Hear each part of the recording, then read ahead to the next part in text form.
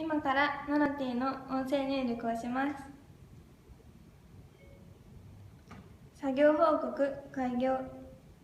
鈴木工務店様に訪問し、ホームページの提案をしてきました。開業。先方の社長の感触もよく、次のお打ち合わせで注文いただけそうです。開業。次回の訪問日は7月8日を予定しております。以上です。